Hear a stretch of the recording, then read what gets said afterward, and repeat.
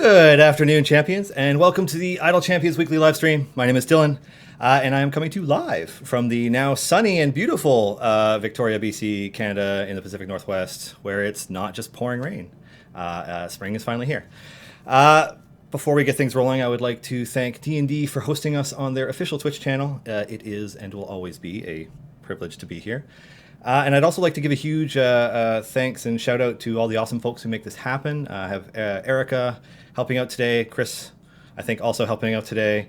And I haven't actually had a chance to look at chat, which I normally would have by now. But I assume either Lauren or somebody as awesome as Lauren is in chat helping out as well. So you guys are awesome. And since I have not one but two guests today, for the first time ever, at the same time on this show, we'll see if this computer melts. Let's get this rolling. So some of you may know my guests from such shows as Acquisitions Incorporated, the C Team, and Dice Camera Action. Please welcome Kate Welch and Holly Conrad to the stream. I need to hit the unmutes. There we go. I assume that worked. Hello. How you guys doing? Hello. Hello. I could tell we were unmuted because I could hear your birds. Oh, you just heard boop? Ah. It's good. I can't hear Dylan, though. I can't hear Dylan either, but this is nice. We could just talk to each other. Just, hello. Hi. Okay, now I can hear Dylan. Yeah. I just realized I unmuted it there. No, wait, did I do it? Yeah. Yes. Technology. I'm looking at too many screens. There's a lot of people in chat already. Wow. It is Lauren today. Okay. Hi, Lauren. Hi. Yeah. And, where do you even begin? You guys have been playing D&D characters on streams and on stages and at shows for a while now. And, I don't know. Did either of you picture that being a thing when you were younger? No way. No. No, that wasn't a thing. No, I was just playing Baldur's Gate on repeat, really sad in high school. So that was me. So that was about it. I didn't even realize you could work in video games until I was in college and was like, oh, this is a job. Yeah. Somebody was tweeting about not having played Baldur's Gate on Twitter this morning. It was James at It was D&D James, Beyond. yes, and then I shamed him. Just kidding. Yeah. No, I wouldn't know. Many people were like, "Oh, dude." I know. Yeah. How could you have missed it? It's coming out on Switch, right? That was Yes. Yeah. It's coming out on all the platforms, as I understand it. I think that's what. Yes, and it's going to have our Waffle Crew character portraits and voices too. Yeah. You guys were talking about that at PAX West last year. Yeah, it was very exciting.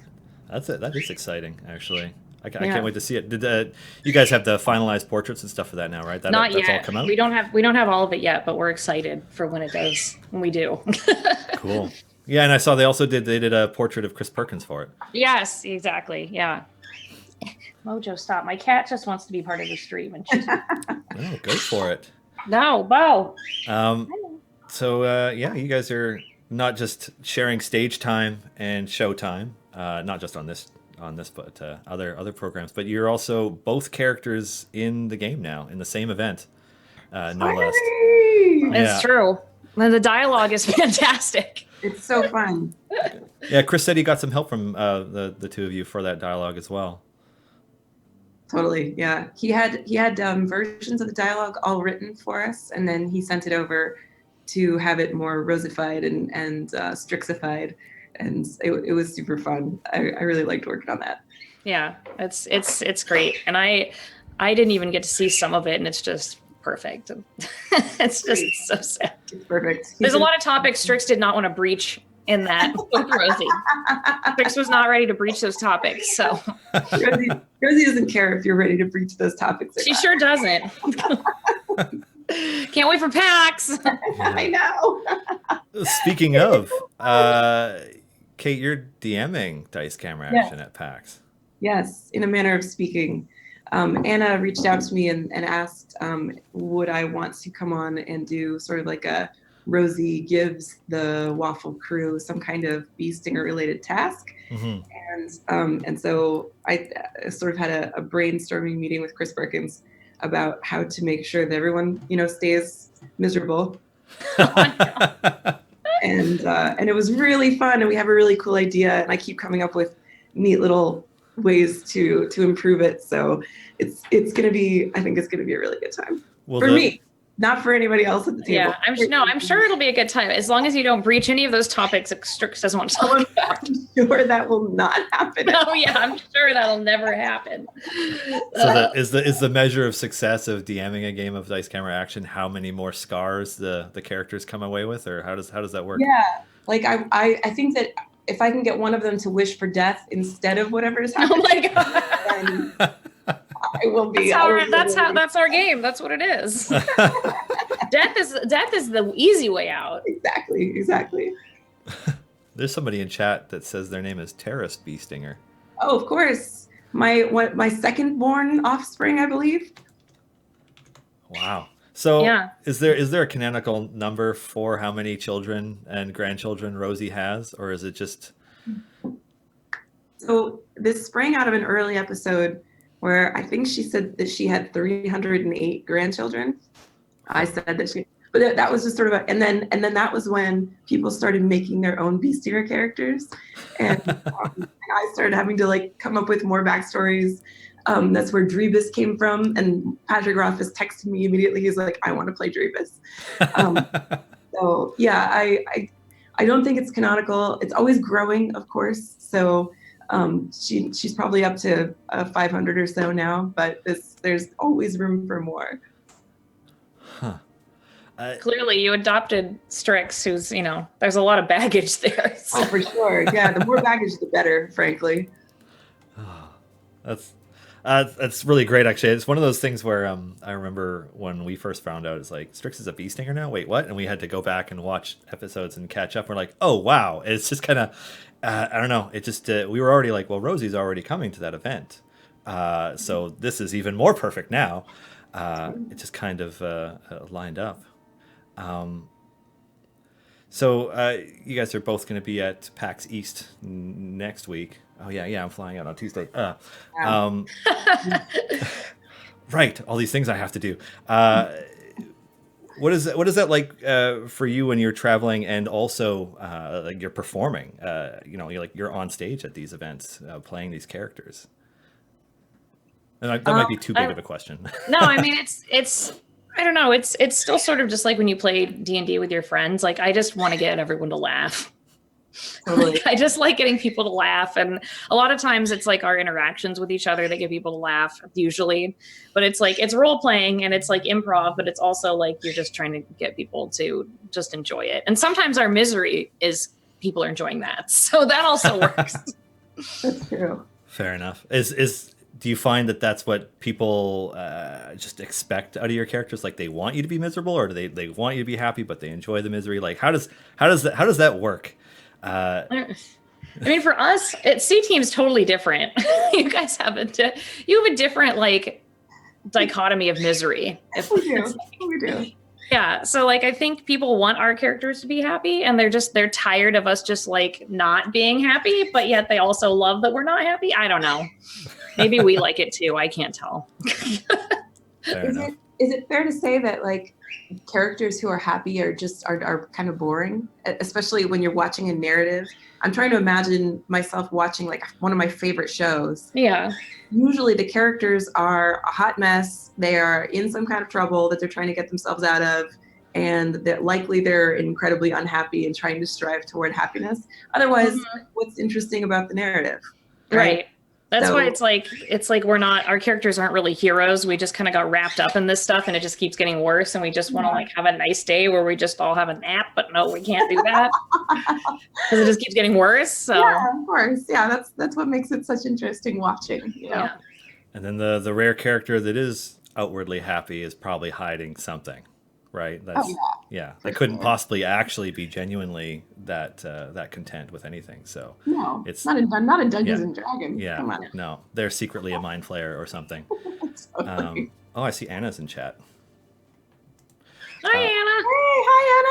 Hey, hi, Anna. Somebody named Fatal Pierce wants to know if Rosie has any grandchildren who are GIF. Oh, I hope so. I'm obsessed with baby GIF.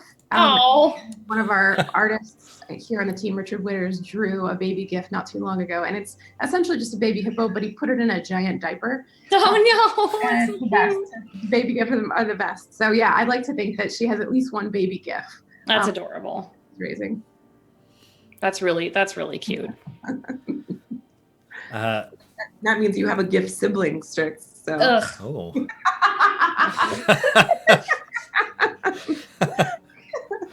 That was a complicated relationship with the hippo man. So it's just, yeah. Cian Emmerich wants to know if there are titles for the upcoming Chickenfoot Coven episode next week or the Bee Stinger episode. There is a title. I can find it. Do you know yours for the Bee Stinger episode for PAX? I think that Chris Perkins told me am I allowed to say it? Yeah, you can say it, yeah. Unless he's changed it, it's called You Only Sting Once. That led me to, I was like, oh, it's got this kind of like James Bond feeling. He's like, yeah, that's sort of like a theme that's been going this whole season. And I said, oh, I should watch, I've never seen any old Bond movies. I'll go watch You Only Live Twice. Don't do that. Chris Perkins let me watch that movie. It's terrible. It is so horrifying. At one point they turn James Bond, they make him Japanese.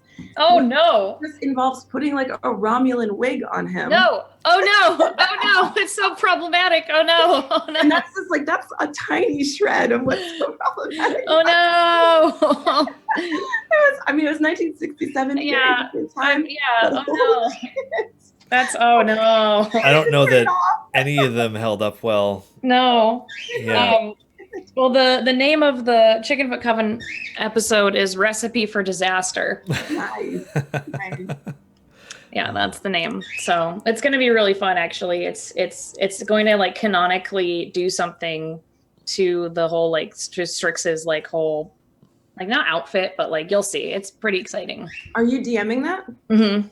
Cool. Yeah, it'll be fun. And it's just the Chickenfoot Coven, so it's just me DMing them. So I'm going to go into the office. So I might see you. Yay! Awesome. I'm going to bring you guys a bunch of things that I've been meaning to drop off. Tuesday. Okay, yeah, I'll be here. Yes. Yay! I fly out Wednesday for PAX East. Oh yeah, so do I. Yay! Yay! Speaking of DMing, is Trapped in the Birdcage going to have a second season sometime soon? I don't know. We talked about maybe it coming back in summer, so I'll probably talk to them again in summer once it's everything's like settled down. So we'll see. It was fun. I like DMing. It's very fun. I liked my players and all their characters and how sad they were. Back to the sad thing. Yeah. The Action Economist wants to know, Holly, how much fun will it be for you to DM again?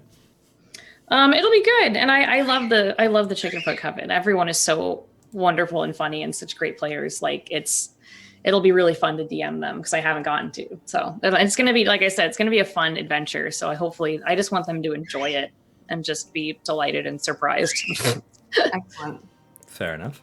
Yeah, that's how I feel about DMing. I want them to be delighted and surprised. I really don't want to like mess people up too bad. I'm a big fan of people having like almost PTSD about the tense moments of their campaigns. Not so much that it legitimately stresses them out afterwards, but when they think back, like, oh God, that was close. Like to have like a really strong emotional tie to something that you've subjected them to. It's always fun. Yes, anyway. I have many of those from my game. There's a question here that is for Rosie, but I think might also be fun for Strix. Tyrandul wants to know, who was Rosie's first love?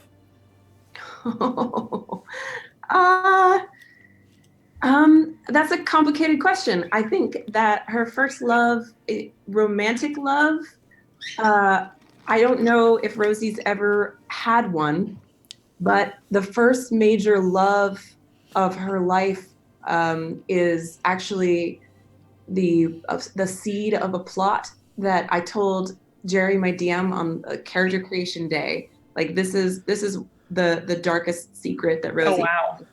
And it was her first adoption, but it wasn't a child. It was more like an adopted sister. Mm. And so I think that the experience of what happened with that has made it so Rosie she doesn't get close to people that way anymore. No. And it's still something that that informs everything that she does every day. So I don't know. When I think of her being in love, I think of her, she's like, I'm Rolling Stone, baby. It's don't catch feelings. Why does she ship everyone so hard then? Because I don't know, maybe it's one of those things like you want people to have what you can't. Okay. And she ships Strix and Diath pretty hard because it's so obvious that they're adorable and meant for each other. But I think Strix doesn't want to talk about that. Strix doesn't want to talk about that. Strix is hiding under a blanket. That is some dialogue that we wrote for. I remember, yeah. It's great. It's great. But now it's really sad because it's what Rosie can't have. I know. Well, That's I don't know sad. if she wants it. I think she's afraid of it. I think she's probably been married before, but it was like, business arrangements or like green card marriages, those kinds of things. Yeah. But yeah, I don't know if she's ever been in love. Rosie, no. I know. Well, it's never too late. Exactly. That's one of the things that I like is the idea that like she's old, but she still has a good 30 years ahead of her. And she still got it, At least 30. Yeah. And who knows when you won't have some weird thing happen that makes you even younger again. So thanks, Chris Parkins. Yeah. And what about Strix? Strix doesn't want to talk about this. Fair enough. No, Strix, poor Strix. Dear, my sweet summer child. I mean, a lot has changed since the Waffles Inc. things when she, that Skizix sort of curse was lifted from her. So I think that she's finally understanding like what it means to feel love for someone, and she doesn't know how to express that. So she just does weird things. So someone did fan art once, which is still one of my favorite fan arts. It said what to do if you like someone, if you're Strix. And it just had like little like thought bubbles above Strix's head. I don't remember who did it, but it was wonderful. And it just said like different things she was going to do. It was like bite people, lick them, like yell, confused, run away, like grab their arm. Like it was all things that are just like really weird and kind of awkward. And like, I feel like she's sort of just like experiencing this for the first time. She doesn't know what to do.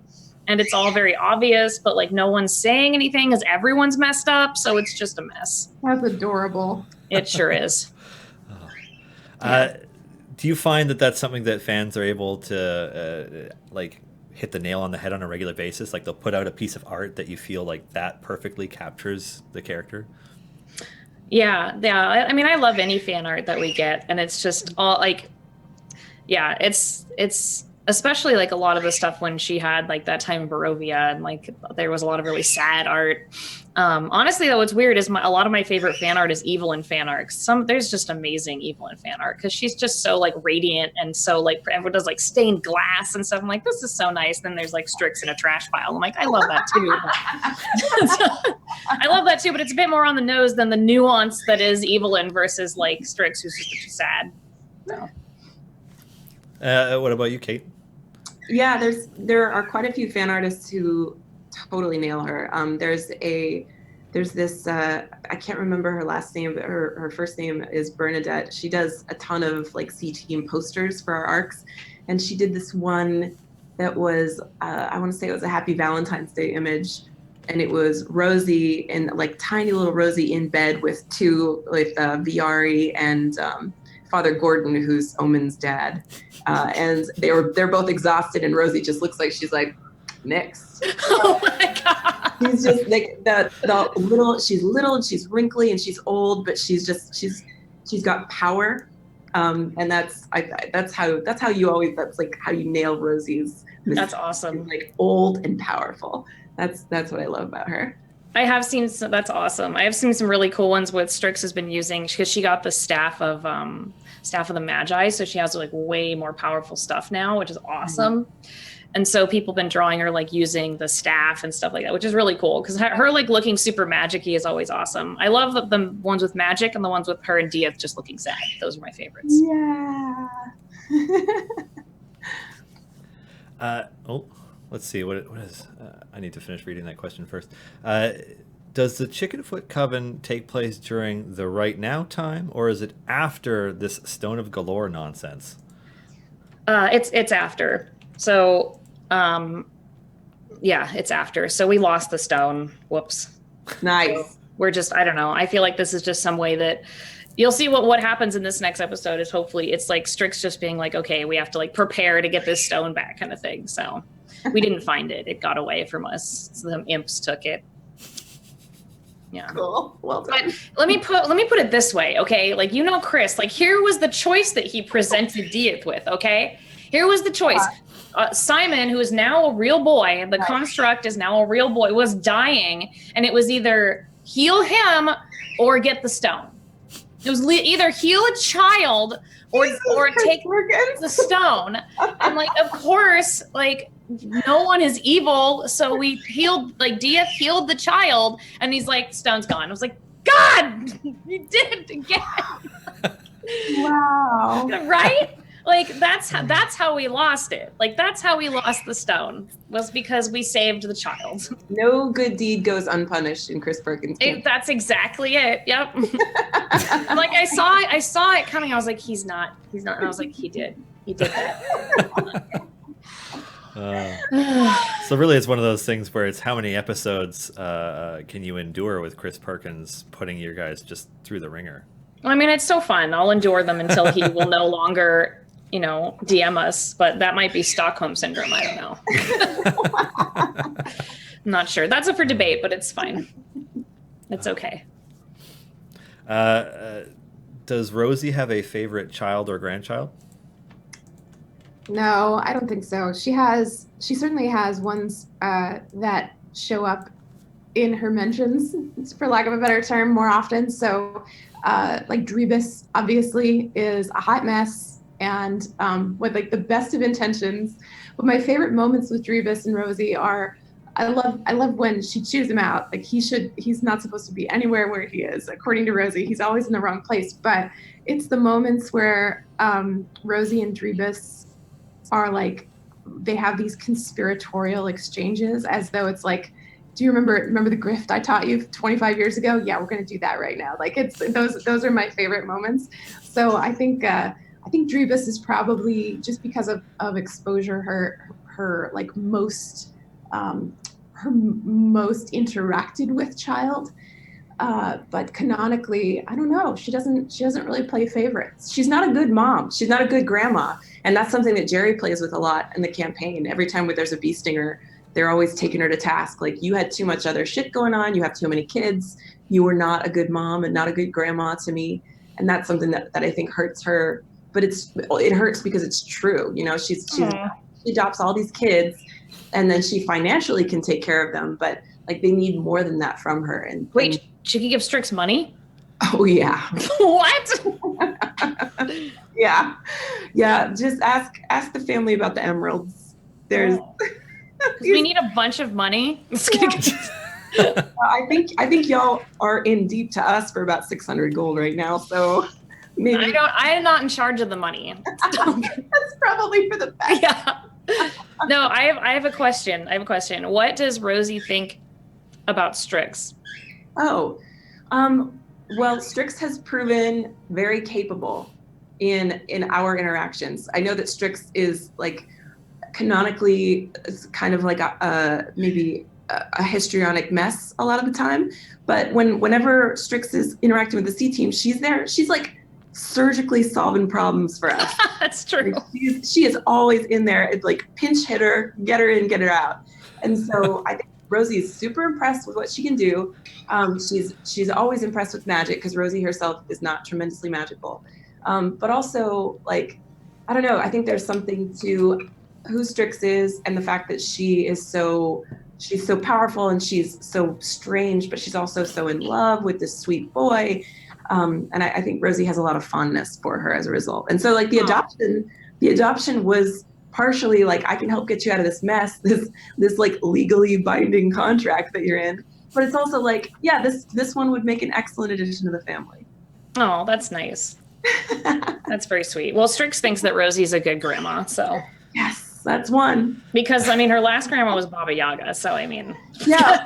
Like, tell me more. Like, what interactions did just for my edification? What kind of Baba Yaga vengeance might Rosie be expecting? I don't know. Like, the only time that we've even touched on the Baba Yaga stuff was during the Death Curse. Baba Yaga gave them a spell to like give them these like soul worms to have like extra souls in them, which by the way we haven't solved. Oh well, we'll figure that out later.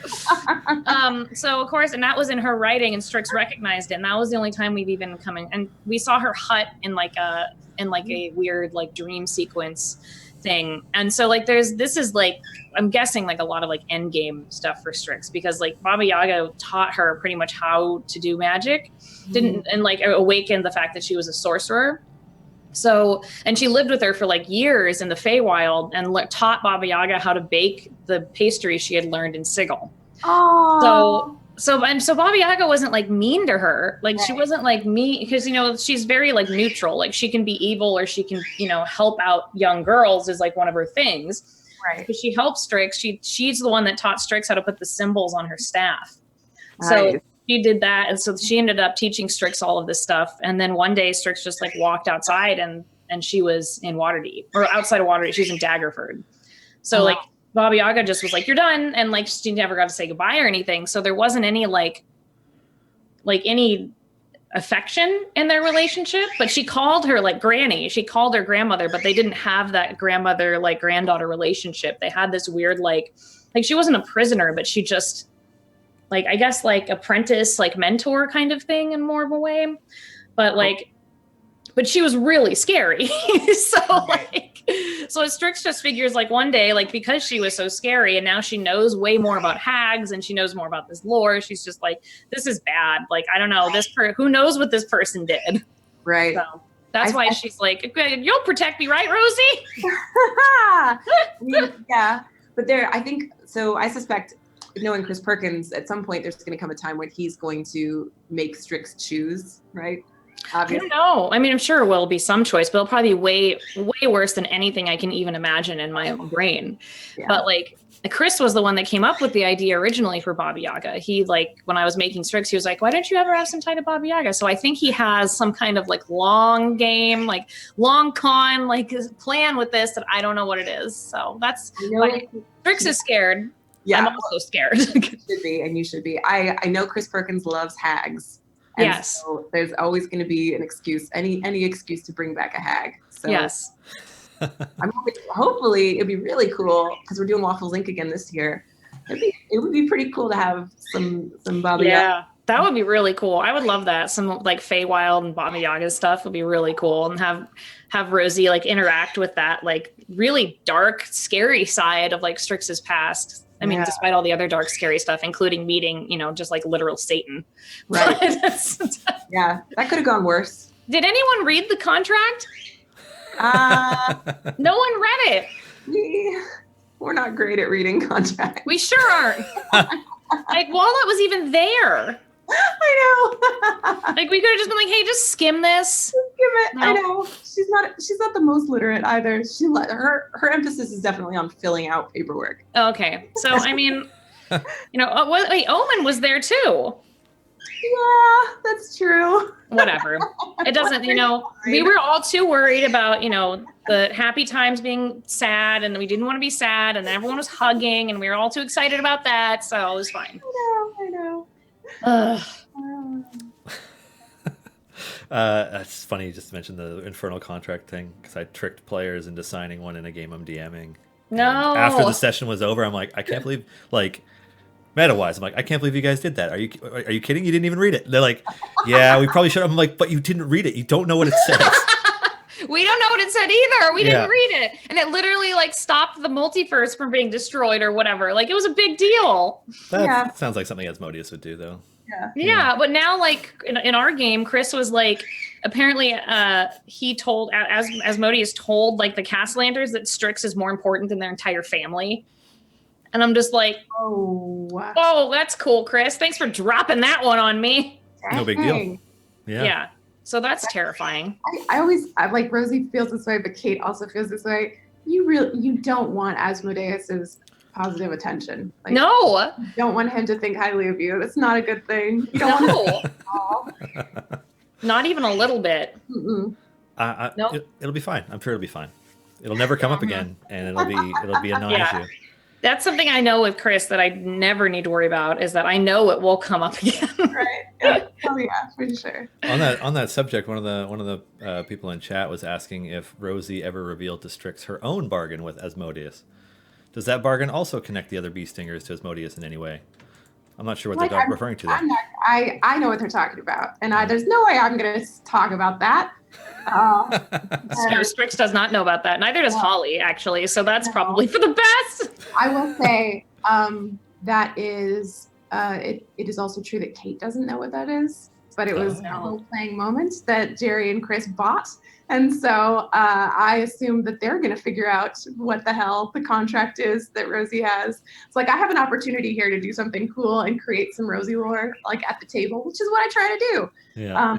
And so, yeah, there is the contract. I have some idea of what it is, and Jerry and I have talked about what it is, but we'll find out at the table. This was the one, the Waffles Inc. one. Mm-hmm. The one like there's because Rosie and Asmodeus clearly had a past. Yeah. And so and she said something like, I can take her into my family because you know what our family is good for. You know that I go by my word. Right. And that was me just like, put this out on a limb. We'll build a story here right now. Yeah. I have no idea what this will end up being. But oh no. It was mostly like Rosie. It was me putting Rosie out there as like a chip to see if Asmodeus would buy it.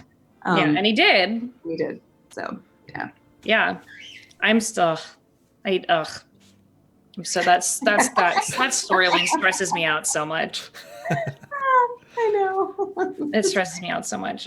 It's so good. Do either of you have moments where you do that, where you create some you try to RP something about your character's backstory at the table and then immediately regret it? Like, wait a minute, actually, did I just give I gave my DM something I shouldn't have? Like, oh God, yeah. I mean, anytime we say anything. Yeah, against you in a court of law. Yeah, we've written like fan fiction stuff too, and like I'm sure Chris has seen it. We put it on like the subreddit just for fun, or like I guess it's not fan fiction if it's your character, just written things. Yeah, just like written backstory, like just to have it and be like, this is like a thing that happened. So I'm sure Chris has read those too. So for sure. I send those directly to Jerry. I've sent them to Chris too. Yeah. Yeah, like I want him to know that we're all excited and we're dorking out, but also like here are secrets that you should know when you operate as Rosie's family. These are important that they would know. That's cool. Yeah, I think with like Chris, I think we're a bit more mysterious with him because I don't know, when he surprises us, like it's since none of us really have that same kind of like background where we have like a big family or anyone. I guess like, yeah, it's just that's why we're always scared. Yeah. What are the odds that Drebus and Strix get to interact? God, I hope. That would be funny. It would have to be a 2-guest show, and we very rarely have those, but we'll see what we can do. I think Drebus and Strix would get along so good because they're both fucking goth weirdos. Yeah. I think Drebus would talk about how like he appreciates like Strix's darkness or something, and Strix would just be like, but I'm not. I'm really happy. I don't like being scary. I'm sorry. It would be a blast. Yeah. We'll see what we can do. Talk to Rothfuss. Yeah. Somebody's asking what Rosie V. Stinger's full name is. Her first name is Rose Marine, and her middle name I have written down somewhere, but I can't remember off the top of my head. But Rose Marine is I think a word I made up. I wanted something that wasn't that was a little bit more nautical feeling, but also kind of it sounds like it could be a precious stone, like a rose quartz or something. So yeah, Rosemarine is her first full name. That's really cool. It sounds like it could be a stone somewhere. Yeah. Sounds, yeah. I was just thinking, I'm like, that sounds like a real rock. I know, right? It should be. It is. In D&D, anything's possible. So since you are the latest addition to the game with Rosie, I would love to hear more about just because obviously you've been playing Rosie for a while now, but like, where did Rosie come from for you? Like, when you were sitting down to make a character this time around and you made Rosie, like, what part of Kate Welch's life experience is like, I'm going to make Rosie Bee Stinger? It was a few things. Actually, legends like the Baba Yaga were hugely inspirational for Rosie, oddly enough. Oh, no. Yeah. So on point. There were the witches in Terry Pratchett's Discworld novels. Two of them in particular were super inspirational for Rosie. I just wanted to make a really cool, fun old lady character. I wanted her to be powerful. I wanted her to be aspirational in ways. I wanted her to be like dry. I was inspired by a bunch of cool. There's a season of Orange is the New Black where there's a woman in the prison. She's an older lady and she's like undergoing radiation for cancer or something. And there you get to experience flashbacks of her as a hot young Italian bank robber, like her criminal past. So that was super inspirational for me. I'm like, yeah, you know what? Like, old people have stories about them being young and doing cool shit. And that I wanted a character who basically had like 2 or 3 human lifetimes worth of making rash decisions and being young and forming this criminal family that she has. I wanted someone who was old enough to have a history of things that she might not be proud of, but also like seeking redemption. I wanted her to be able to have trained at the monastery for at least a couple of decades, which obviously like increases her age quite a bit, and to have tried to disappear into that lifestyle to escape a past. So all of these things meant that like she just kept getting older and older and older. And so by the time I was done with her, she was pretty ancient. And I like too that I have this sort of this mulligan in her of she probably has a story about something always. Like she's had so many lives and she's done so many things and she's met so many people. When Jerry asks me, he's like, tell me a story about this. Then I can just be like, sure, you know what? Yes, Rosie totally has a story about this because she's 130 years old or whatever. Yeah. She's 110 now because Chris Perkins railed her back to 110. But yeah, I think like I don't know. I wanted a super heroic old lady because there just aren't enough of them. And I want to be a super heroic old lady when I'm bent and hunched and my back hurts all the time and my joints are all swollen. I want to be an ass kicker. Fair enough. I love that. It's so cool. I love Rosie.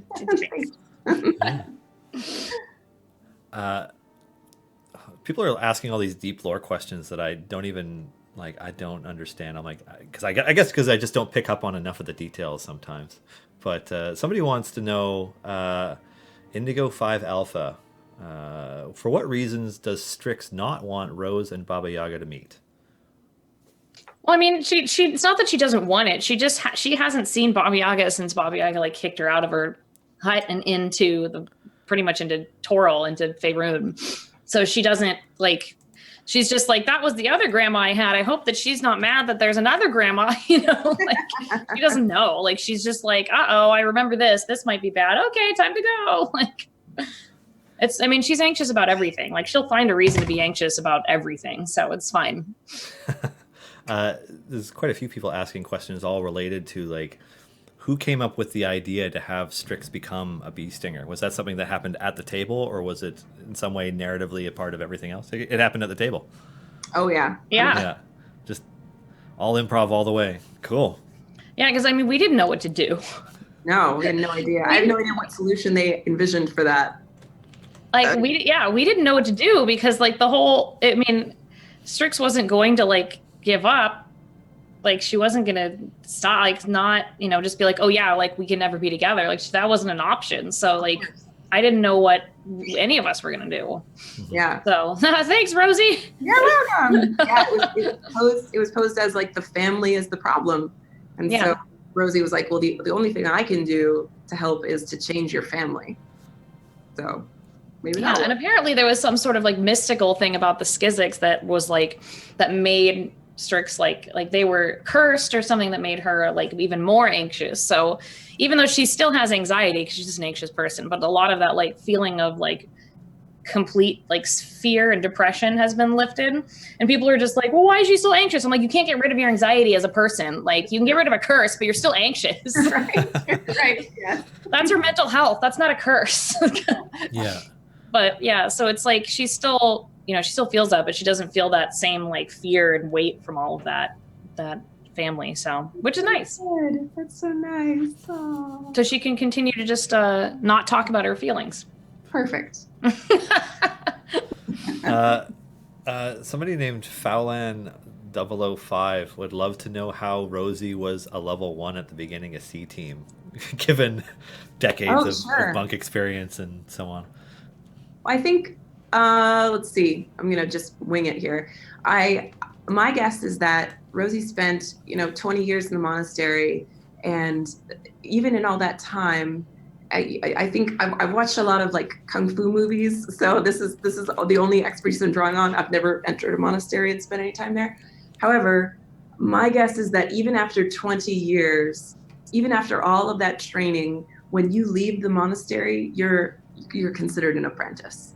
Like you're going out in the world with these skills, but you're not leaving as a master because all you've done is learn your skills in the context of the monastery. And so when you get sent out into the world, or when you leave, or in Rosie's case, if you are ejected, then you have to start over. You have to start fresh because you have to learn the world again. You've been gone for decades. So that is my on the cuff, off the cuff justification. No, that was really good. Yeah, that was perfect. Yes. Do you have a narrative direction for where you want to take Rosie at this point? Like, what parts of her journey are you most looking forward to? Gosh, I don't want to be spoilery about this, but my guess, I haven't talked to Jerry about this. I have theories about where all of our characters are going on C Team. Jerry has been clearly trying to egg me into bringing Rosie back into the role of Grandmother Knight, whoever or whatever that was. Grandmother Knight is something that he came up with. I came up with her criminal backstory and this idea that she was like a mob godmother up for a halfling mob, so it's not very scary. And then that she became this because she was gone for 2 decades. At least when she was in the monastery, she decided to go because she realized like she was this boogeyman. She had become quite scary, and that halflings would like recoil when they saw her, and then they would bow in deference and like run away. And there was some event that snapped her, and she said to herself, I need to vanish. This is no good. So for 2 decades, she tried to disappear and give over the running of the family to her offspring or whatever. But in that interim time, her legend grew into this character of Grandmother Knight, and Grandmother Knight became sort of a Baba Yaga character. She's like halfling parents would tell their children, if you don't eat your vegetables, Grandmother Knight will come and take you, that kind of thing. And so instead of coming out into obscurity when she left the monastery, she came out into even more of a terrifying legend than she was when she vanished. And I know that what Jerry wants is for Rosie to snap and take that mantle on even more. And so that's that's I think where he's nudging her, and of course Rosie's resisting that. So we'll see where those tensions end up taking us. Wow. That's crazy. Quick question. It doesn't have anything to do with like something like deep speech, right? Deep speech? No, but I mean, not yet. Okay, because we had a bit of an incident in our game. Where Strix, like for some reason, like something happened and she just started speaking in like deep speech and made this devil bleed black out of its ears. That's exciting, but that sounds like it's an entirely Strix problem. So. Okay. Just checking, just seeing. Maybe it was a Rosie thing. I don't know. Good to know that it's a. Good to know that it's a. It's probably an Asmodeus thing then. Probably is. Okay. Yeah. Cool. Good to know. Good to know for later. Just checking. Maybe neither of you will have the answer for this, but how much is it that you think that Jerry and Chris talk to each other and collaborate? Because they can't only be talking to each other for the Waffles Inc. crossover, right? Like it has to be the rest of the time as well. Whenever the paths cross, I know they talk. Like if it's Chris Perkins talks to Jerry about Bee Stinger stuff, and he talks to me about it. And then whenever we have a guest coming in, like DF has come in a few times, Strix has come in a few times, I know that they talk about that because they want to make sure that they can fuck with each other's storylines in ways that are really rewarding for both sets of fans. Yeah. So I think it's pretty frequently. Yeah. Huh. Somebody's asking what the average lifespan of an owlbear is. It's not. It's way. Someone said in chat. It's like in the book. It's like 20 years. So our owlbear is way older. Like Waffles is like 80 or something. I don't know. Wow. She's magic. Who cares? Yeah. We got away with it. It's fine. Rami says, "Are the eyeballs Rosie collects in fact tokens she's looted from her victims?" So no, but I like that. No, the jar of eyeballs is an item that we found. We found two of them. I think it was in an alchemist's tower. And one of them we threw and broke open, and this horrifying necromancer-inspired monster came out. And so the other one, Rosie's like, we're not going to break this one. I'm going to just put this away. So I don't know what happens when I break open that jar of eyeballs, but it's not going to be good. Oh. And I cannot count how many times people have asked, when is Rosie going to give the jar of eyeballs to Strix? Like this happens all the time, Holly. She wants it so bad. People are always asking. And if it happens, it's going to have to be something very special, because I think the jar of eyeballs is something Rosie is like, it's like when you're a monk, you really only can solve problems with your fists. And so whenever we're looking for creative solutions, it's one of Rosie's catchphrases now. She's like, well, I have this jar of eyeballs. And we're like, no. So it has to be kind of like needing a solution, a nuclear solution, like to a problem would be when the eyeballs have got to come out. But it's possible. Yeah, I'll wait for that day with bated breath. Before I forget, you were you, Kate, were working on Ghosts of Saltmarsh. Like, are you you're the one of the names at the top of the masthead on this one, right? Oh yeah. Yeah. I remember watching I think it was a Dragon Talk where you were talking about how it was one of the first things you started on when you started at Wizards. Yeah, it was my day one. They were like, here's a pile of stuff. Mordenkainen's was 2 weeks out from going to the printer. So we were reviewing that over and over again. And we're just starting on Dungeon of the Mad Mage, which I worked on a whole bunch. And then Ghosts of Saltmarsh was barely anything. And so they were like, this is the project that you're going to spearhead. Good luck. And I was like, I don't know what that means. Okay, well, I guess I'll find out. But it was with a tremendous amount of assistance from Mike Merles. We did a bunch of co-designing on. It was intended to be like a Tales from the Yawning Portal, Old Adventures updated to 5th edition. But at one point he was like, this book needs something more. We should do something special and add some more stuff to it. I was like, okay, sounds great to me. And then we ended up adding a bunch of stuff that helps flesh out Saltmarsh as a place, but also naval combat and undersea exploration, over the sea exploration, lots and lots of cool new random tables, just to make it for people who want to spend a lot of time running naval campaigns and want a crunchier rule set for what that's like. Yeah. We added a bunch of that. What did you when you're handed a project and say do this and you're like okay what do you draw inspiration from, like where's? Well, I ask a lot of people a lot of questions, and in this one, luckily, we had a model in Tales from the Yawning Portal, so I consulted that heavily just to make sure like what did that book do well that I want to emulate. And because I was so new, I wasn't just like handed it and then said goodbye. That's not true at all. It was very much like the team was helping me answer questions, and it was sort of like my tutorial project. But everybody on the team who always helps with these books was heavily involved in it too.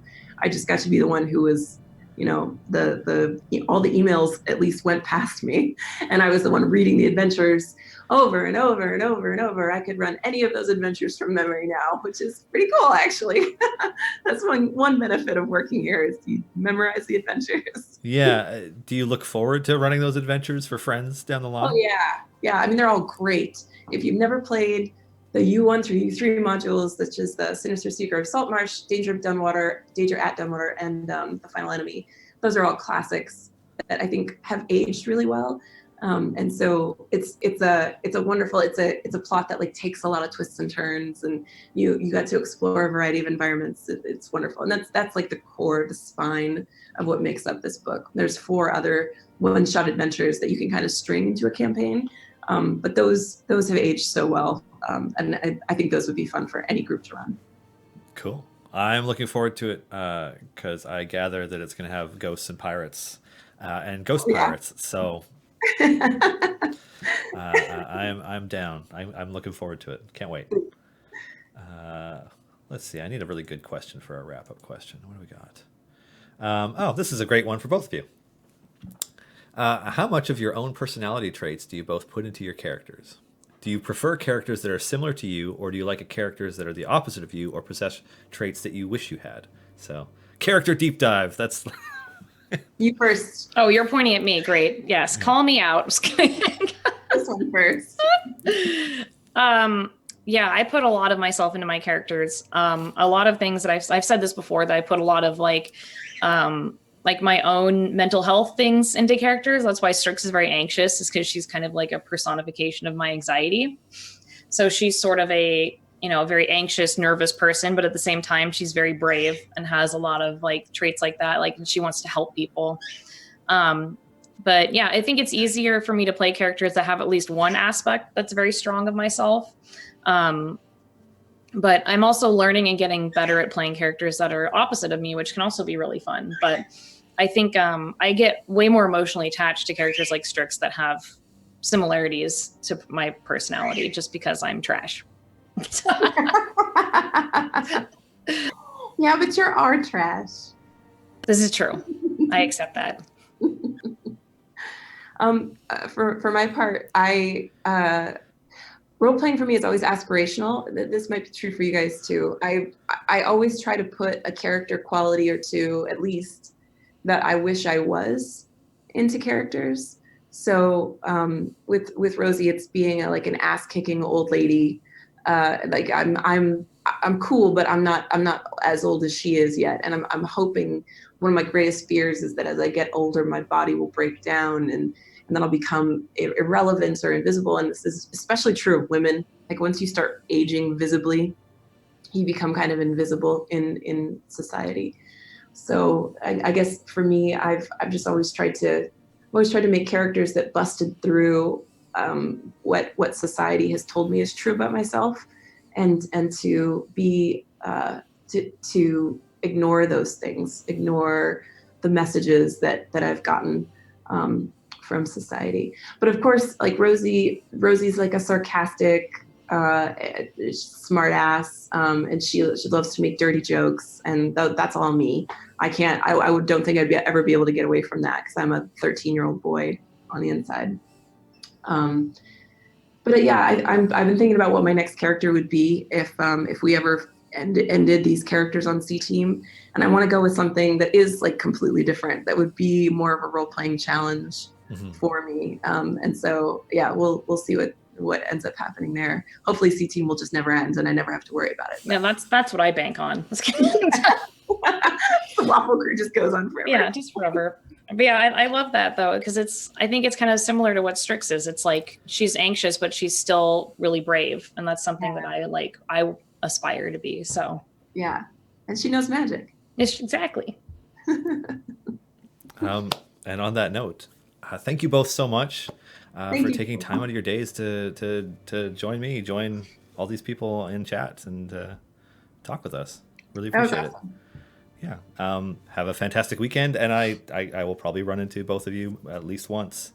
At PAX next week. At PAX, yay! Yeah. Yeah, and make sure to read the dialogue on Idle Champions. It's very fun. I'm actually doing the adventure with the two of you. Oh, good. Immediately following chatting with you. So yes, have fun. Looking forward to it. Anyways, Yay. have an awesome day. Bye. Cheers. Are we done?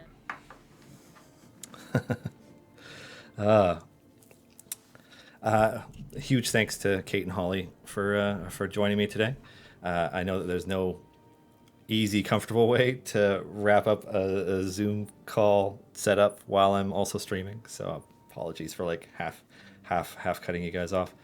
Yeah, I saw that. Are we done? Yeah, Holly is just saying that just towards the end there. One of those things that's way easier when you're doing production in some kind of studio or something. I am going to set this game up to the Bee Stingers Unleashed variant to, get some bee costumes. Because this is the adventure that Chris Dupuis wrote with assistance from Holly and Kate. So Strix, you're a bee stinger now. That's what Asmodeus said. Yes. Well, we do need to be careful about the fine print. Asmodeus should have righted all the connections in your past.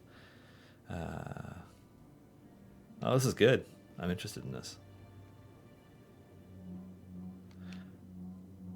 And then there's a machine downstairs that keeps making tons of noise that I hope isn't coming through on the stream. But if you see me looking up, it's because the vent started rattling.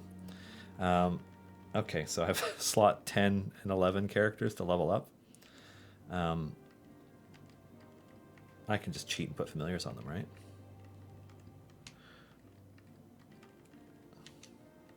Rosie can have Boo. There we go. I'll just let them level up. So huge shout out to one of our senior artists and animators, Alexis, who did all of, all of Strix's as well, but all of Strix's and Rosie's animations. So Rosie's awesome shadow step where she teleports behind and smokes these guys is fantastic. What a great job. Now, I know there were a number of questions that came in over the course of the chat, and I didn't get to all of them, and I apologize. I apologize for that. Tried to cover as much as I can, but it's also even more challenging when there's two people there because I want to engage both people. And if they're chatting with each other, it's more interesting than me chatting. So I'll just sit there quietly. So anyways, I hope that was enjoyable for you. I see that there's a few questions here. Viking Goat, is this what Idle Champions is like on Xbox? It is. I'm not currently playing it on Xbox exactly, but I am using an Xbox controller to play the gamepad UI version of the Steam version of the game. I'm going to move Strix side by side. There we go. Although, let's be honest, Rosie is much more likely to be able to take a hit than Strix, so I'll put her in front. Check me out. Yeah, totally. So, oh, this is weird. Trying to get the bushes and stuff during the thing. What else we got?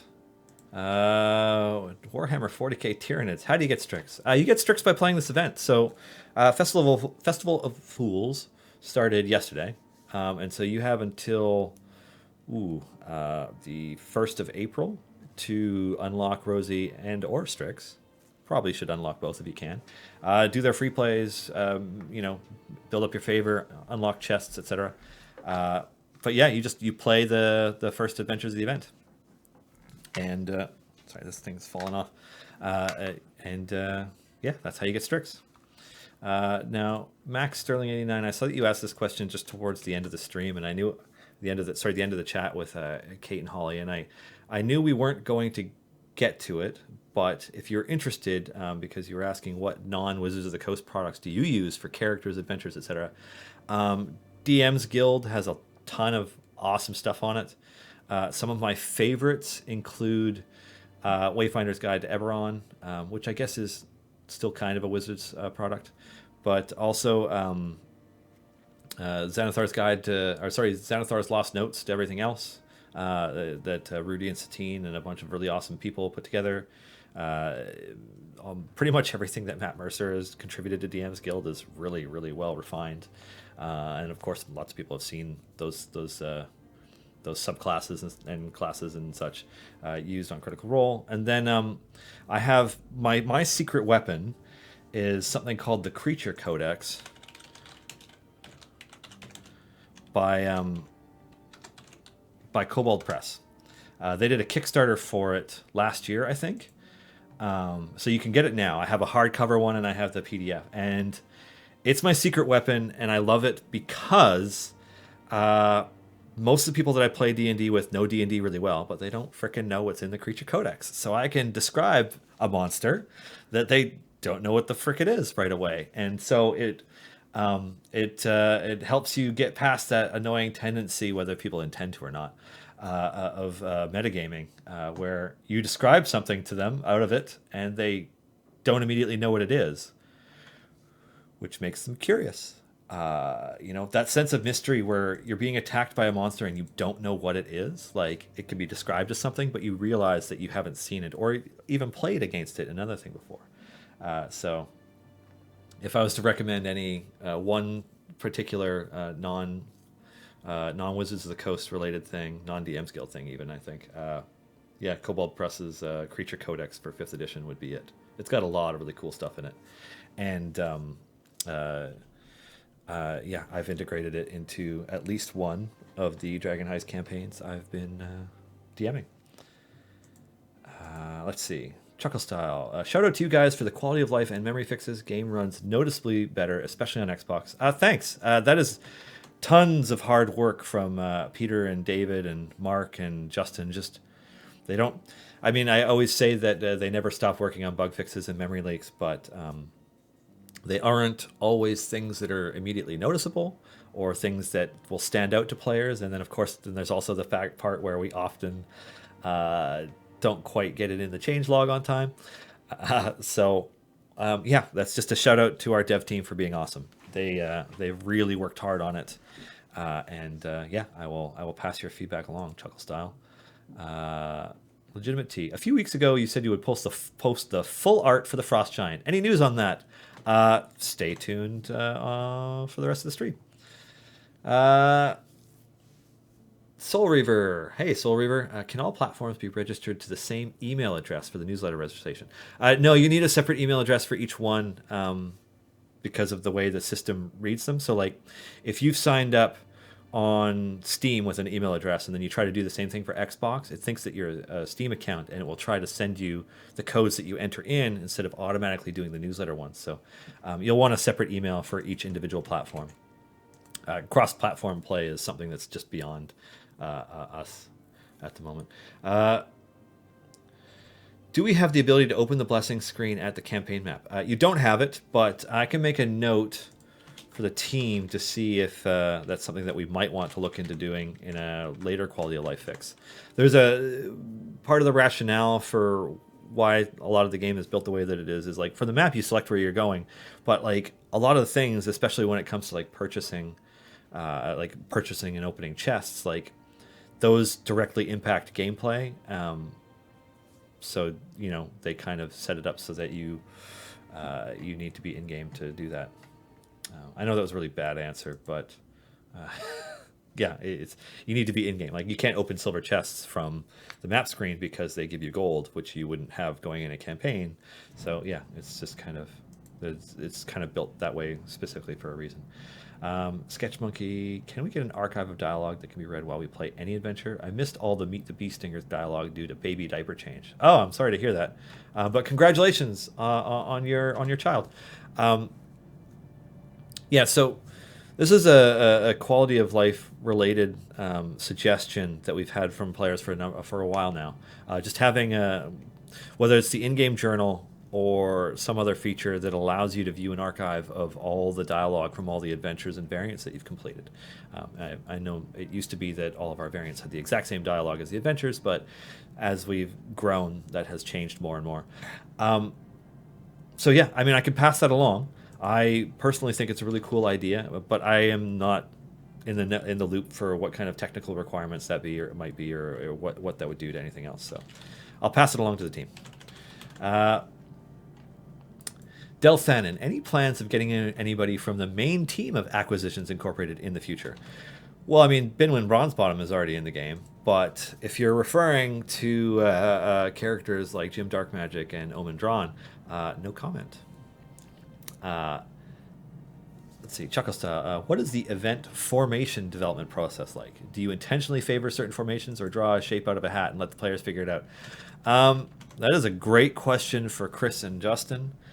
I believe this time around, Chris was trying to draw a B with the formation thing, and we just kind of ended up with what we ended up with. We do want the formations to be viable. But at the same time, yeah, some of our formations were pretty random looking. Other times, like, they're intentionally shaped to be like a symbol or like something else. It varies from formation to formation.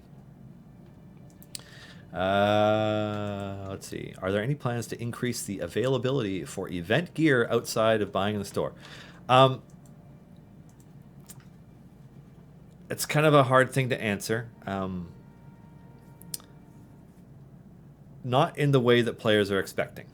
And it's not really something I can get into to any degree, because it would require locked-in, finalized changes to upcoming things. But that is a great question to continue to ask every stream, especially when someone like Justin or Chris is on stream.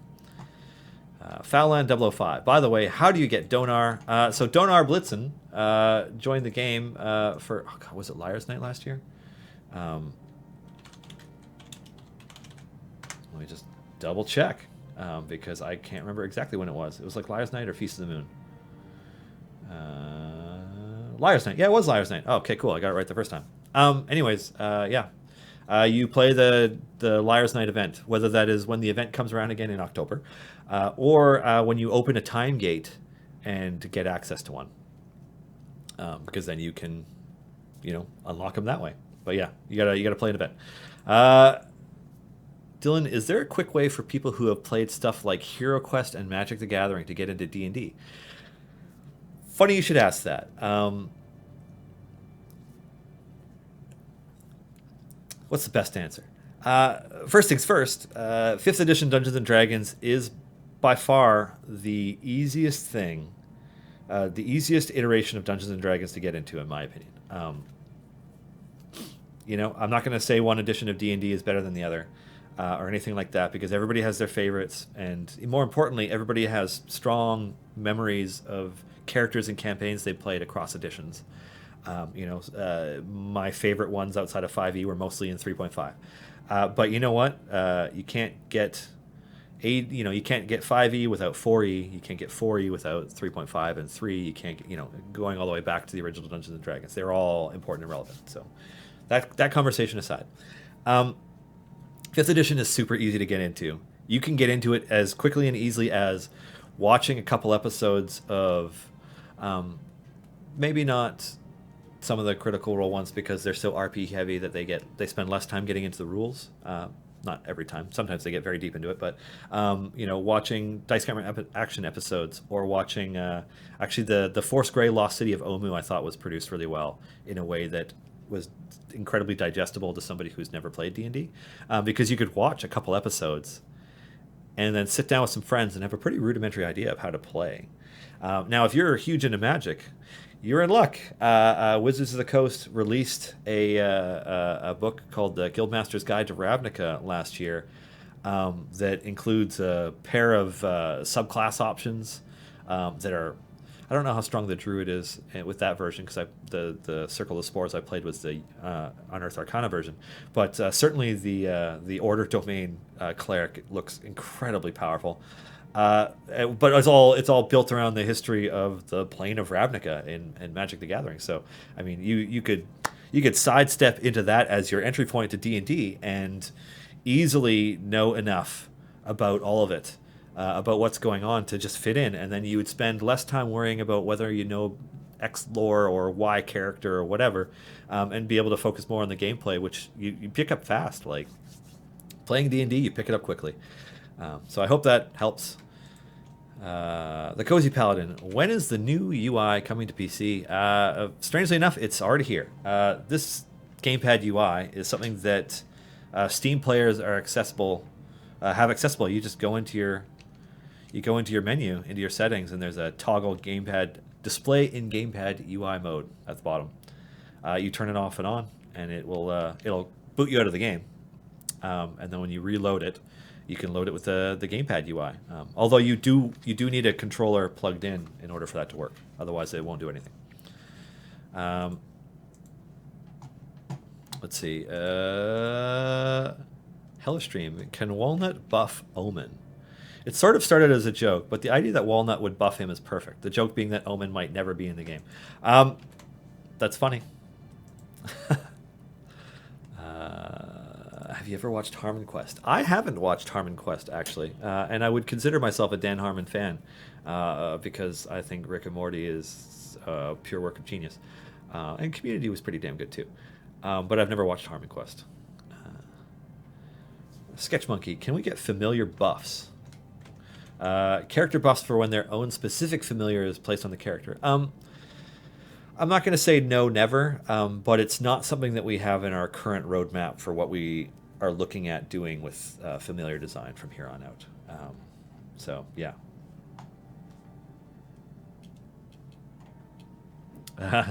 Erica is letting me know that there are lots of people in chat who are concerned about my lack of sleep. Funny thing, I mean, I had a decent sleep, but Thursdays are the only day of the week where I get up an hour earlier to go work out with a personal trainer, and so by the time I get to work, I'm wrecked already, and I just naturally have baggy eyes.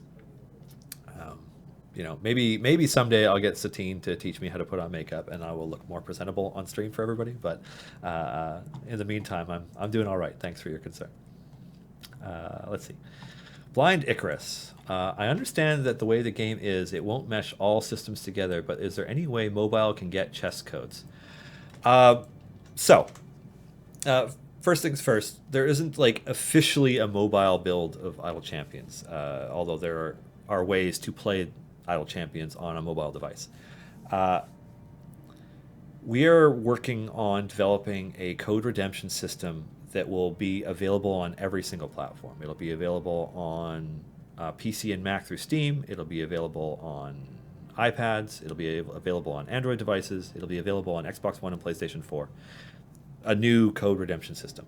Now, the reason it took so long, because obviously a number of these platforms launched this time last year, and console launched in the winter, we had to put together a proposal for the system that could accommodate the wishes of Sony, Microsoft, Apple, and Google for those platforms.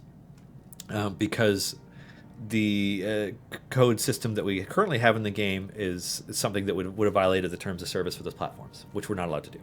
So we put together something that they are okay with, and we sent that proposal last year. We got approvals from all those parties more recently this year, and we're building a system for it. And when that system is done, those codes will be backwards compatible with all codes across all platforms. So if you have a Champion Naeli outfit code, or an unlock code for a champion from that you picked up at a PAX event or somewhere else that you've run into us or somebody, they will all work. So save your codes. Obviously, a code like Grammamancy chest in the corner, that one expires in a week. So regardless, it'll still be expired when that comes around. But yes, all platforms will have a way to redeem codes. Let's see. Mage Pie 3. Question. When will the difficulty ratings be updated or removed as it does not account for variants or gear? So that's something that's on our list of quality of life fixes to address, is just a new way of calculating the difficulty for variants and adventures. We put in a pretty basic system to start, and it hasn't held up as much as we'd like, and it's on our list. It's something that we want to do. Yeah. Cal with 7 4s. Hi Dylan. Can we see on Xbox when we hover over a character? Can we get a blue circle around the people that person buffs? So I'm not sure exactly what you mean, and this is unfortunately a variant where I can't really show that off. But generally, if you're moving a character around the formation, the arrows that they're pointing to they're pointing to champions that they're affecting with their formation abilities. So, I mean, I hope that helps, but I'm not 100% clear that I am answering the question that you're intending to ask. So, if you have more to add to that, let me know. Let's see. Could it be possible to have another theme music play while playing? So we're very happy with the piece of music that we do have in game. But there's a point where David and I were having a discussion talking about the number of players who have the sound muted, and it's crazy high. What I can say about the music is that we hear you. In fact, we started a conversation with other parties about creating more music for Idle Champions a while ago. We just don't have any update on the subject or anything that we can share. But yeah, that's on our minds as well. Russell Stark. Any chance of all accounts across all systems having shared purchases? No. That's not going to happen. All accounts across all systems. You're talking about Google, Microsoft, Sony, Apple, Valve. It's not going to happen. Why doesn't Tyrell's Moonbeam buff show up in the other champion buff page? If it's not, that's something that needs to be addressed. And which, funny you should mention on that note. This was brought up during a Q&A yesterday. No, it's Thursday today, on Tuesday, where we were talking about formation abilities, and basically one of the things that we have penciled into our quality of life updates down the line is a pass on just on formation abilities and the language around them that we use. I just need to give a slightly more coherent answer of what that means. I'm just trying to find the exact wording for it, because I'm like, it was written really well the first time, and like it explained it better than what I'm doing right now. Let's see. Okay, so basically what we have planned as a quality of life update down the road a little bit, hopefully not too far, is a formation ability clarity pass, where we will assign upgrade types to every upgrade in the game, whether it's like positional, global buff, self buff, targeted buff, whatever, and just clarify those definitions across all of the abilities and skills and what have you in the game, which we think will go a long ways towards helping players better understand what's happening, and hopefully reduce the number of tickets we get about some of those things. But yeah, I will make a note. One thing I would like to ask about is new blessing tiers. New blessing tiers will come. Yeah.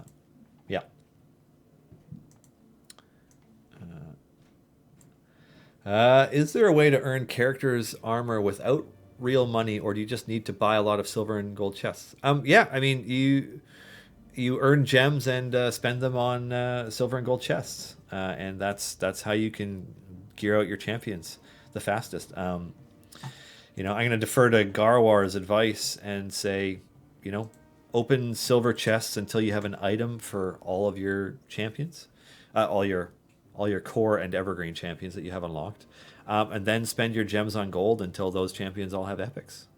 That's just the best way to move forward. And you do your best during events to earn chests and equipment for the event champions.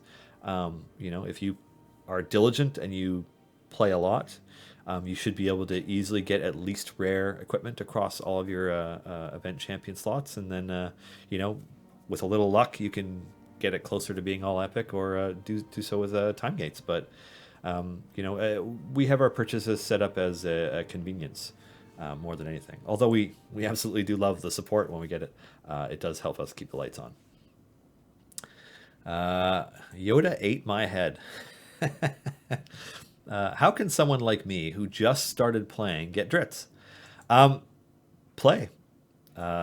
In addition to what I mentioned before about opening silver chests until you have all your equipment and then opening gold chests to get rares, drits will take a few weeks of gameplay at least to get towards earning.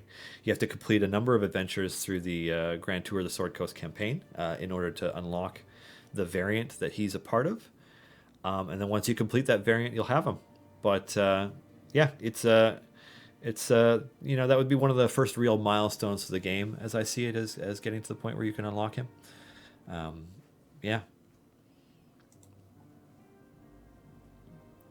Mach 10 Frog. I started playing this game just over a year ago, and I was so weak that I didn't get any of Strix's achievements. This round will be different. Darn right. Yeah, I have every faith that you'll be able to complete them all this time around. Wicked Lazy. Can you please explain the formation circles, such as the health bar and the other bars in the circle? So I could, except that I'm in the gamepad UI, so I don't think those even show up. Yeah, but if you're in the UI on tablets or Steam, the circle has your formation buffs around one edge, and they kind of eventually get obscured by the champion. And then they've got like the swing timer for their attacks and their health. And then their health will be a red bar, but if they have a shield, then that part will be yellow. I hope that helps. Quality of life suggestion. We should be able to buy more than one chest at a time with gems. We agree. It's a fix that we were hoping to get into this past round of quality of life updates in time. But at the end of the day, it was the multiple chest opening interface and setup, and then making it work across all of our platforms just took up a lot of time. So we didn't get to it. But we agree. Mage Pie. Is there any way to total the gold earned when multiple silver chests are opened? Well, I mean, it says how much gold you have. Yeah, I can probably do that from here right now. Like, if I go into the shop and buy some silver chests.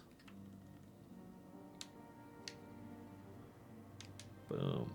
There's my 50 silver chests. I'll open 50 of them. No shiny. Boom. It's in the corner. Oh, but you can't really see it. Okay. Yeah, you just get 76 of them. All right. I will pass that along. Making a note.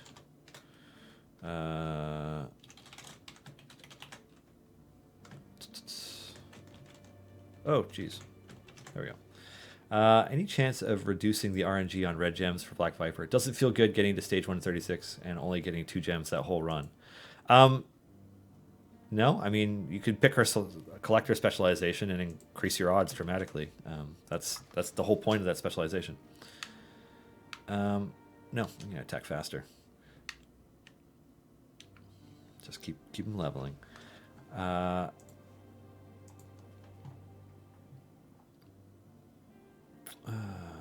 Can the number of people currently affected by a lighter touch be shown somehow?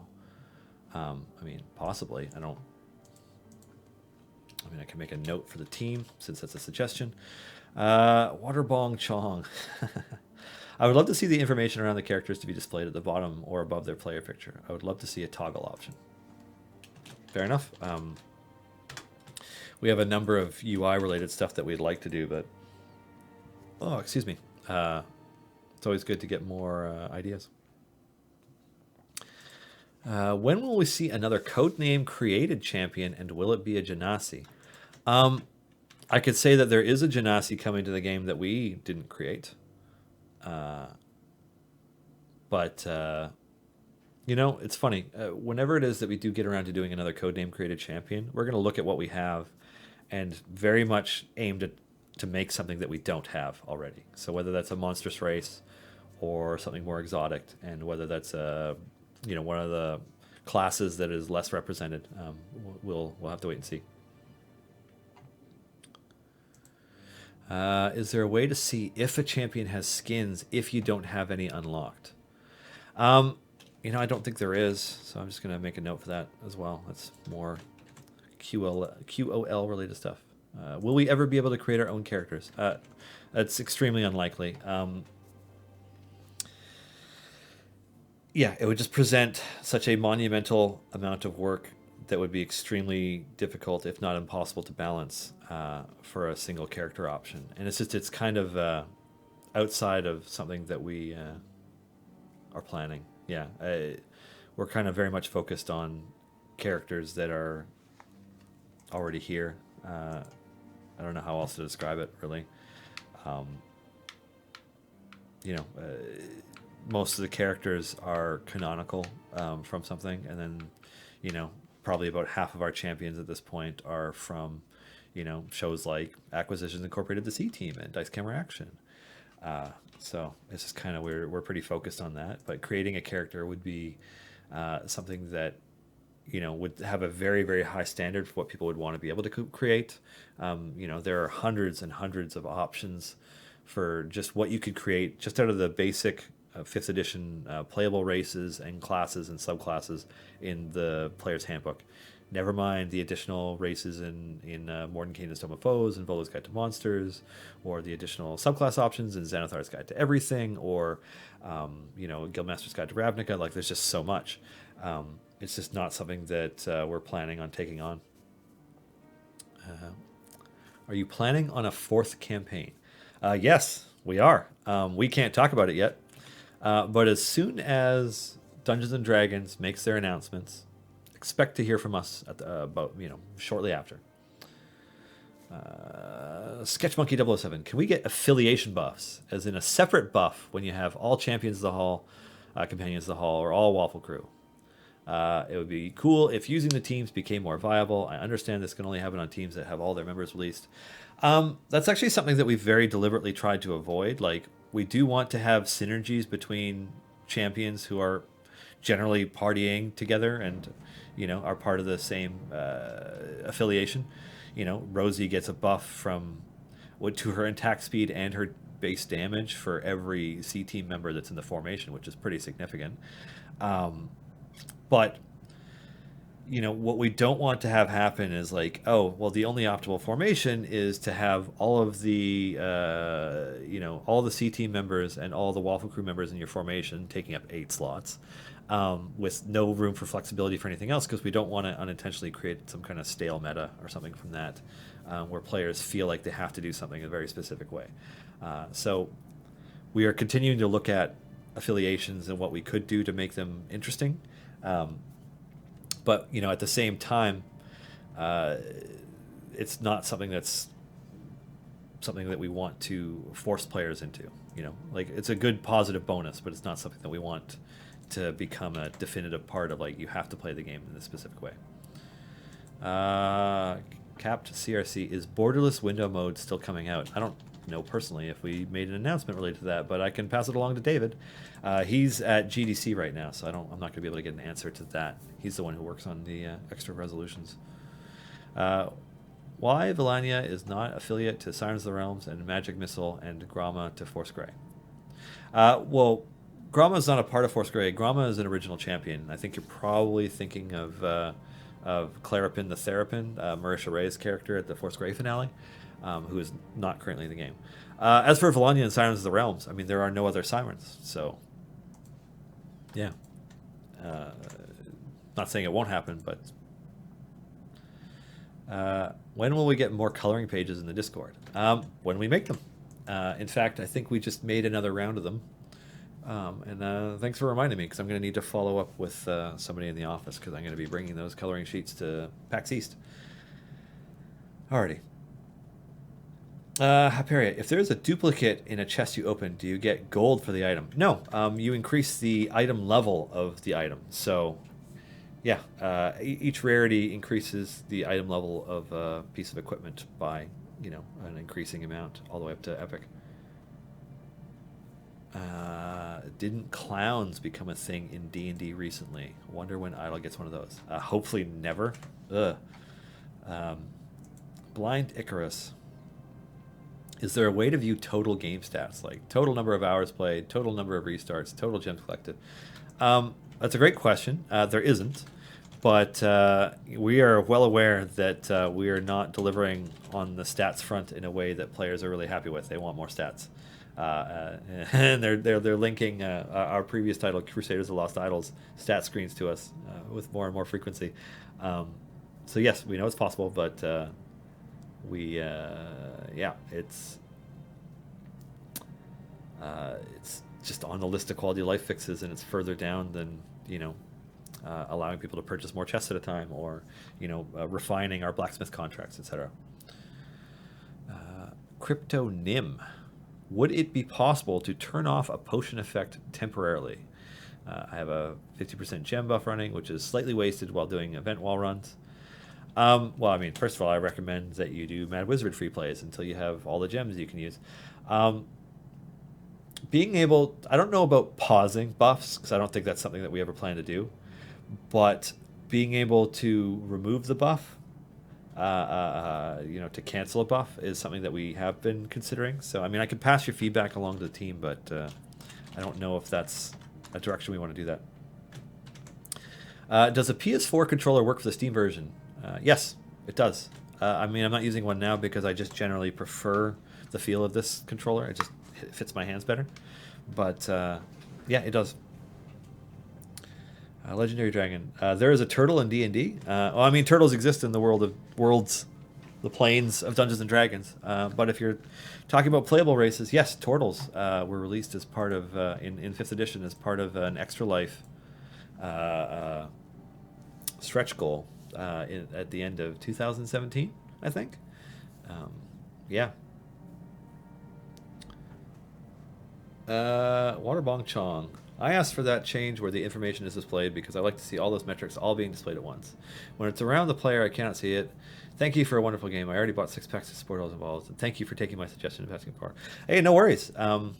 Yeah, it's all feedback is valid feedback. Kenku champion, maybe. Oh, yeah, I would love to.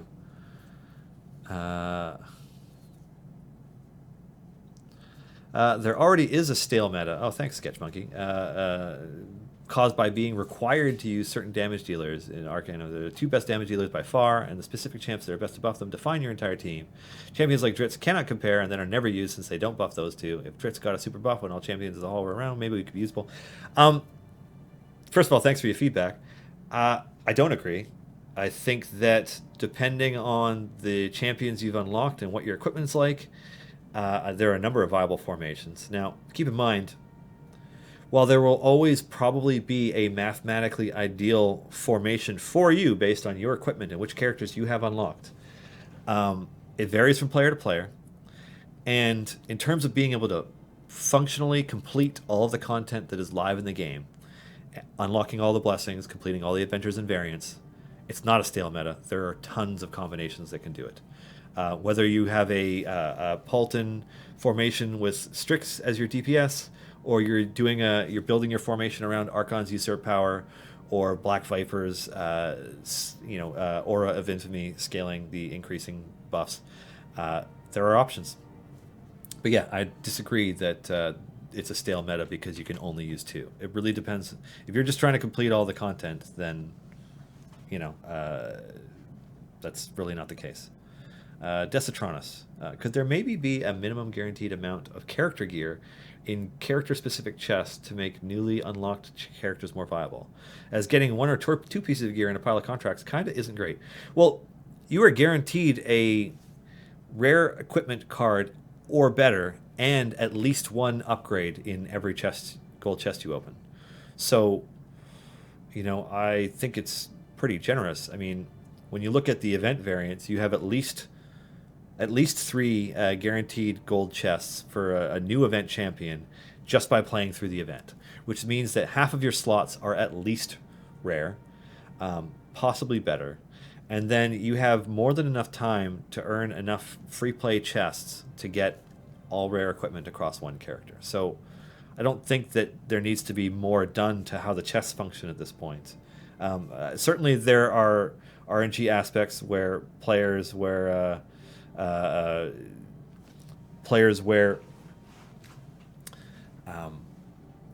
what's the phrasing? I totally lost my train of thought because I was reading chat at the same time.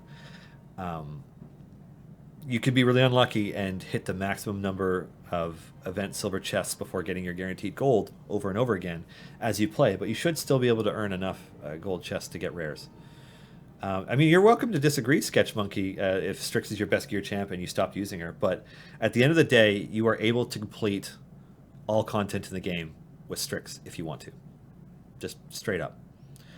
If you view the meta as only being the formations that are able to get all the way to the end, like the furthest possible wall at the very cutting edge of where players are able to make it, maybe you're not doing that with Strix, but yeah, I fully disagree. Saying that a character is not viable because they're not the very best one is just inaccurate. Now, before I forget, because it's 2:36, we did a giveaway that we started last week that has wrapped, and we have tons of stuff here, including this here Hallister's Lab premium set that was WizKids, right? Yeah, WizKids. Yeah, WizKids did this. They sent us this. And these Icons of the Realms, Waterdeep Dungeon of the Mad Mage booster packs.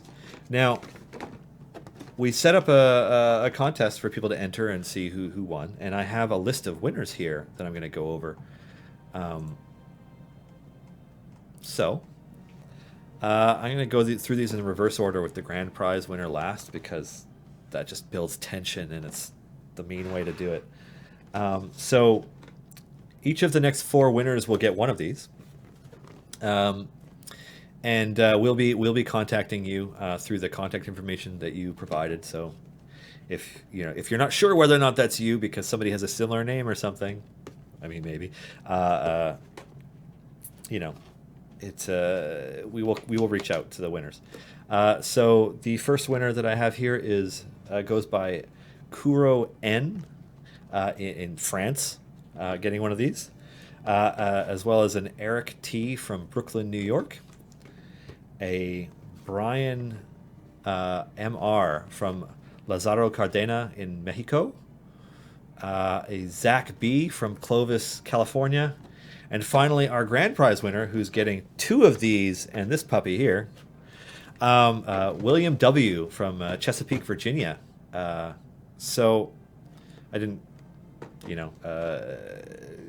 go into last names, but we will be reaching out to all of you, and I have 6 of these to go out.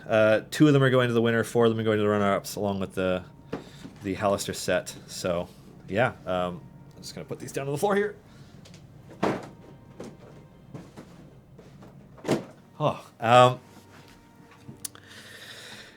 And what's cool is I have another 8 of them.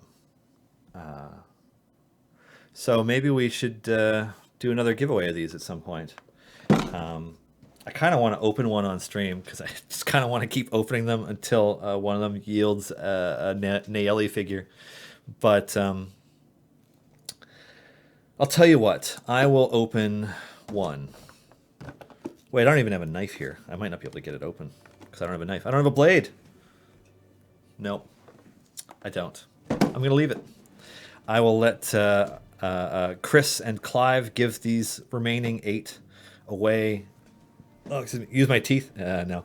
I will let Chris and Clive give them away over the next 4 live streams, because I am going to be gone next week for PAX East, the March 28th show, as well as the April 4th, April 11th, and April 18th shows. I will be in Hawaii on a beach instead of here. So this will be the last time you guys see me until late April, unless you run into me at PAX or on the beach in Hawaii. So yeah, it's gonna be fun. I'm glad you're gonna go, Lauren. I look forward to crossing paths with you. And on that note, because Lauren is awesome, and we love Lauren, and I like talking about Lauren related things. I hope everybody has heard of Idle Podcast Bug Support, the special multi-podcast crossover event. That is 2 of the 3 parts are out now. So the most recent episode of Dungeon Drunks and the most recent episode of Taking Initiative are the first 2 parts of this Idle Podcast Bug Support triple one shot. I don't know. That our very own Chris Dupuis and Catherine Crane played in. Chris was playing Stokey, Stammy Stokey Gackle. The first ever event champion created for Idle Champions, and Kat was playing Hemlock, and Eladrin's Circle of the Spores druid from that she created for a one-shot adventure last year. And the final episode comes out tomorrow, March 22nd, as part of How We Roll. So, you guys like podcasts? Lauren just shared the tweet. It's pretty cool stuff. What else? What's going to happen when year 3 and year 4 come around? Will players have enough time to gear everybody? That is a really, really good question. Now, obviously, we don't have to cross that bridge until September, late September. But we are very aware of what will happen to players' time in terms, how limited players will be for time when that comes around. Like a new player this December, for Simril 3, will they have time to unlock 3 characters? Maybe, maybe not. So there's nothing I can share about what we're planning for year 3 events yet, except to say that we aim to make it possible to complete all of the content. If that means we need to change something, we will. But we'll cross that bridge when we get there. Avanid, I still use Strix. She was the first character I unlocked, and I love her. I pumped a lot of blacksmith contracts into her, so her gear levels are super high. Right on, yeah. Now, I view the viability of characters as whether or not you can complete all the content with them, which is not the same thing as, what the percent of players who pushed the very furthest without cheating or hacking the game. The players who push the very furthest do tend to focus on Archon for the most part. And we don't see that as a reason to nerf Archon. But it's something that we keep in mind as we develop characters. We want to build them for growth. And oh god, that Strix costume is so good. Alexis did the costumes for Strix and Rosie, by the way. She did a killer job. So we build our champions a little bit differently now. Rosie has a pair of scaling buffs that are extremely powerful. There are players who are like, oh, I can't use Rosie right now. She's not replacing whoever my current best beast DPS is. And that's fine. But she's going to get a lot better when Walnut gets here. And there's growth. There's an immense amount of growth potential in the character. As long as you're adding characters who are younger than her, which is, she's a centenarian, so most characters are younger than her unless they're elves or dwarves or one of the long-lived races. But then also, young women especially, they just make her more and more badass. So we see her as having long-term viability. We see the Black Viper as having long-term viability as people gear her up and unlock all of her red gem upgrades, which currently complete at 6,500, and at somewhere down the line we'll evaluate if we need to change that. But generally, we're extremely happy with her design right now. So I think we design a lot better now, and a lot more formations are viable when it comes to completing all of the content that's currently in the game. But generally, yes, if you're one of those crazy high, 1%, 0.1% players who don't just complete everything, but have, E20 plus favor in all of your campaigns. Yeah, I mean, only pushing to the very, very furthest edge will do, and there will always be a mathematically best option for you to do so. But I don't think that makes another character not viable. It's just, how competitive are they at that level? Anyways, oh, excuse me, I need a drink because I'm talking more than I'm hydrating.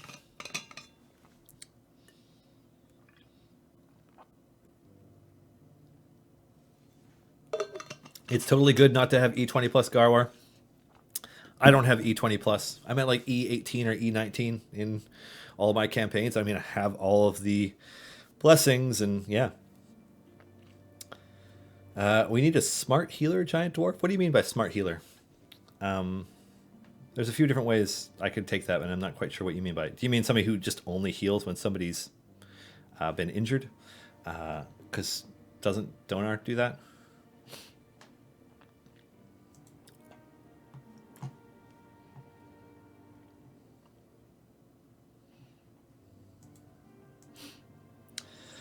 Okay, I'm trying to think if there's any other pertinent business that I want to cover before I go on holiday from streaming for a brief time.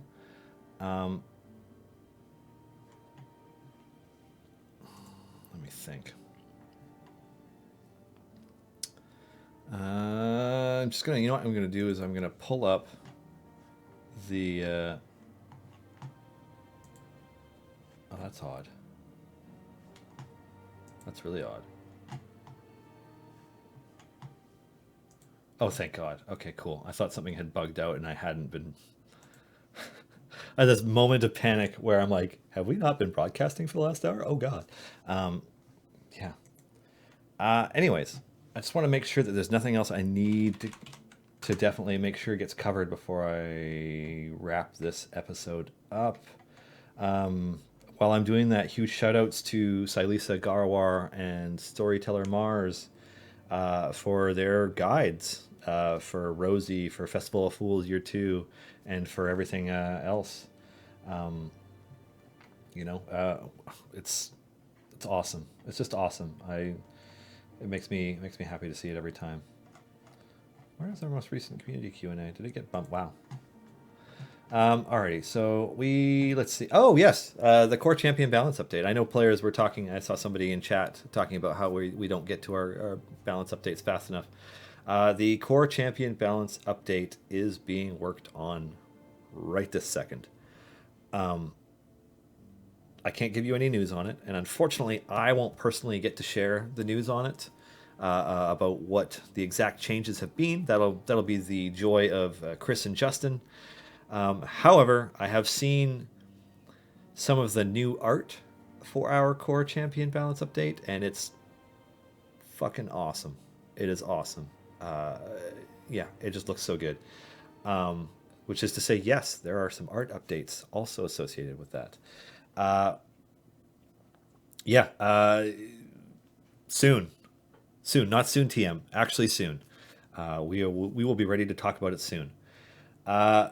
Obviously, we had our quality of life update come out last week, and we've dramatically improved what it's like to open chests, as well as blacksmith contracts are less of a headache to use, etc. We're not done with all of that. We have a number of stuff that's still in the works. Some stuff will sneak its way into the occasional build between now and our next major quality of life content update. Because we don't consider anything 100% completely done. But we are pretty excited. So more content updates will be coming. More quality of life updates will be coming. The code redemption system that will be across all platforms is coming.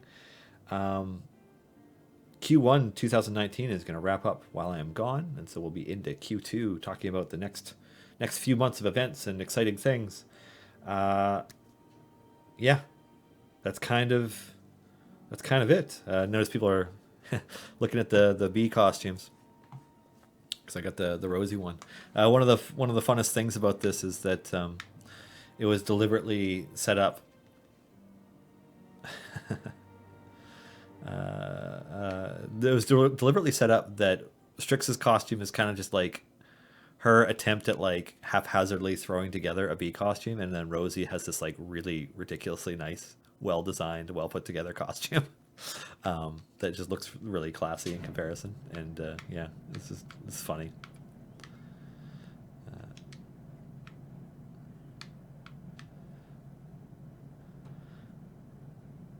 Just chucking fireballs at this burning debris. It's funny. When this event came out last year, these ogre bolt launchers, these monsters, were actually previewed in the event before Mordenkainen's Tome of Foes came out. Fun fact from 1 year ago. And the art for them was done by Michelle, who was drawing caricatures of people at PAX South. However, at PAX East, it'll be Alexis doing live art at our booth setup, which will be with the Table Titans booth. So we'll be hanging out with Scott Kurtz and Corey Cassoni and Tavis Maiden and whomever else is with them this time around. I'm not sure exactly who it'll be. But yeah, it'll be myself and Eric and Alexis and Eric's son Darius, who is awesome. So yeah, it's going to be a lot of fun. We're kind of winding down. This is getting towards the end of this week's show. I like to end a good 5+ minutes out so that Kate has lots of time to get her Welch's Game Juice set up. I see that what was it Lauren asked outside the convention, what are you most looking forward to seeing or doing at PAX? That's a great question. For me, it's just reconnecting with the cool folks that I haven't had a chance to connect with this year. I had to miss PAX South because I was out with shingles, which was not fun. So, I didn't get to spend any time with Scott and Corey. I didn't get to reconnect with any of the cool folks in the D&D community that make it to a lot of these different things. So I'm looking forward to getting to reconnect with people. Spending a little bit of time with the cast from Dice Camera Action, getting to see Lauren. Try some green tea. You look like you need it. I'm good. It's just lighting and no makeup. I got a makeup-free face. Oh man, Rosie's getting stomped on.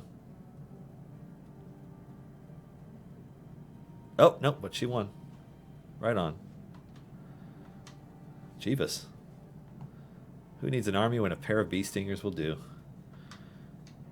This family is really weird.